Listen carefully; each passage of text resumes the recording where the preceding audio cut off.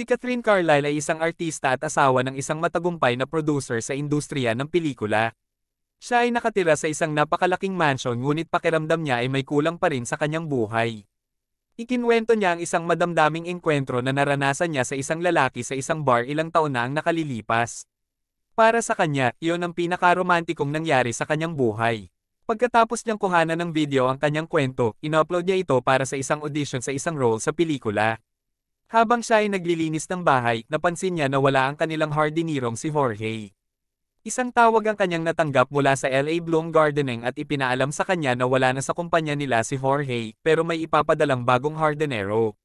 Dumating ang bagong hardinero na nagpakilalang si Ben na pinagbuksan naman ni Catherine ang pinto. Ipinakita niya kay Ben ang mga dapat niyang gawin ngunit sabi ni Ben ay bukas pa siya dapat magsimula. Nang palis na si Ben, napansin niya na hindi mabuksan ni Catherine ang pinto dahil aksidente itong nailok. Kaya tinulungan siya ni Ben sa isang kondisyon na hindi siya tatawag ng pulis. Binuksan ni Ben ang pinto gamit ang isang lockpin at bago tuluyang umalis, tinanong ni Catherine kung kilala niya si Jorge. Sinabi ni Ben na may nangyari kay Jorge at iniwan siyang nagtataka. Kinalaunan ay umuwi ang kanyang asawang si Richard at sila'y nag-usap sa tabi ng pool tungkol sa pananabik ni Catherine sa pagkakaroon ng mga bagong kapitbahay. Sa hapunan, nagreklamo si Catherine tungkol sa umalog na mesa at nagmungkahi si Richard na manood sila ng pelikula. Nakahanap ng pagkakataon si Catherine na sabihin ang gusto niyang role sa gagawing pelikula ngunit sinabi ni Richard na dapat niyang makuha ang role nang walang tulong mula sa kanya. Nanood ang dalawa ng pelikula ngunit walang interes ang kahit isa sa kanila. Hiniling ni Catherine na sindihan ng fireplace kaya si Richard ay nagtungo sa basement upang buksan ang gas ngunit isang hindi kilalang tao ang nagmamatsyag sa kanya. Habang may kausap sa telepono si Richard, nagpasya si Catherine na magbihis ng isang kaakit-akit na damit para kay Richard ngunit nang siya'y lumabas mula sa dressing room, agad niyang napagtanto na tulog na si Richard kaya labis siyang nadismaya. Kahapon, habang may kausap sa telepono si Catherine, dumating si Ben upang simulan ng trabaho at ibinahagi ang kanyang hangaring maging isang landscape architect. Pagbalik sa loob, nakipag-video call si Catherine sa isang kaibigan at sinubukang talakayin ang mga pagkakataon sa pag-arte. Nang maglaon, nagpasya si Catherine na alokin si Ben ng lemonade bilang pasasalamat sa pagtulong sa kanya na buksan ang pinto kahapon.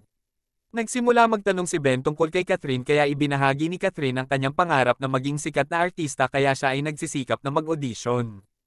Ibinahagi rin ni Ben na siya ay isang aspiring rapper kaya hiniling ni Catherine na marinig si Ben na mag-rap na hindi naman tinanggihan ni Ben at ikinatuwa ni Catherine.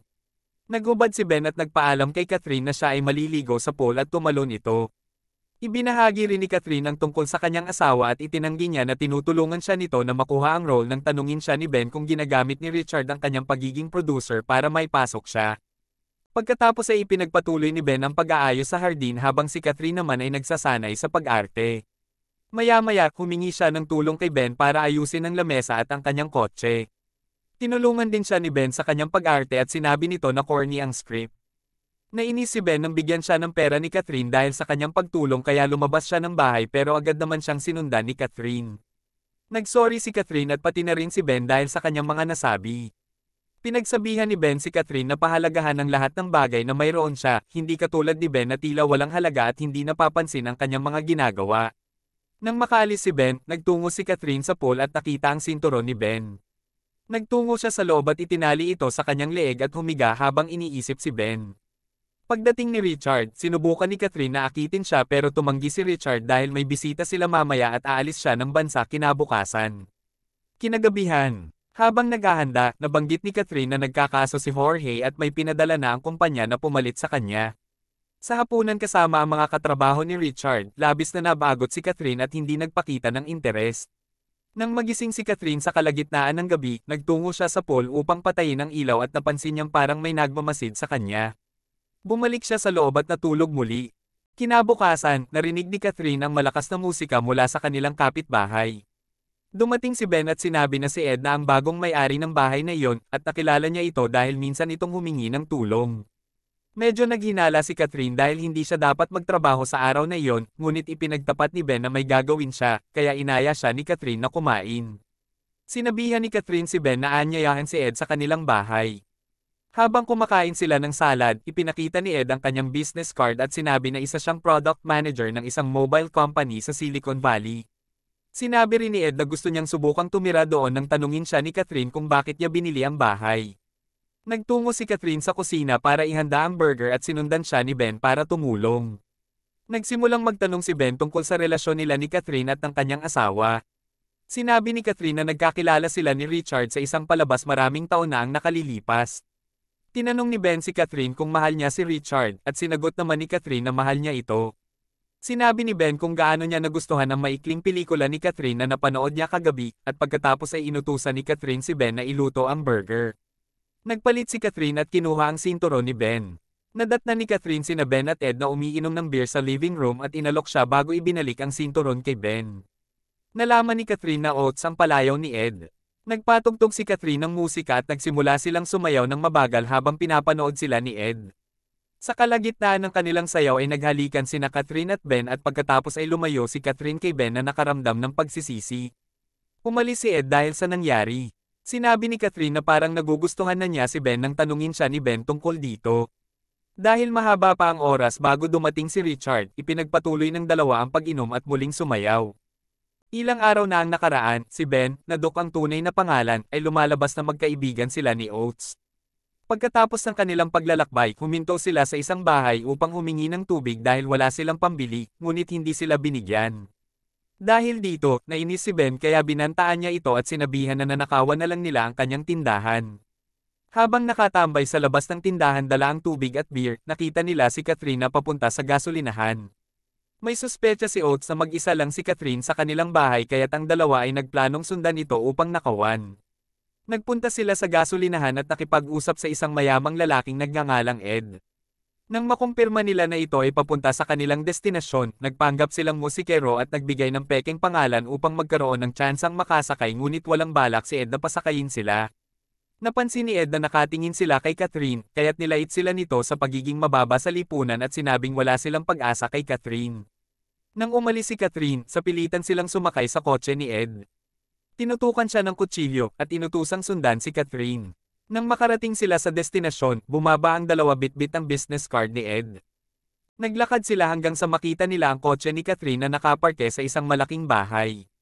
Nang masuri nila na abandonado ang katabing bahay, nagtungo sila rito at sinilip si Catherine na nakaupo sa tabi ng pool. Nagkaroon si Doc ng ideya nang makita niya ang hardenero ni Catherine na si Jorge. Nagtungo sila sa mailbox ni Catherine upang alamin at gamitin ang pangalan ni Richard. Tumawag siya sa telepono at inireport si Jorge sa pulis sa pamamagitan ng paggawa ng kwento tungkol sa paghaharas ni Jorge sa kanyang anak. Binuksan nila ang abandonadong bahay at pumasok sa loob kung saan pinanood nila si Catherine na naliligo sa pool habang si Jorge ay hinuli ng mga pulis. Tinawagan nila ang LA Bloom Gardening nang makita nila ang numero sa sasakyan ni Jorge upang alamin kung sino ang manager.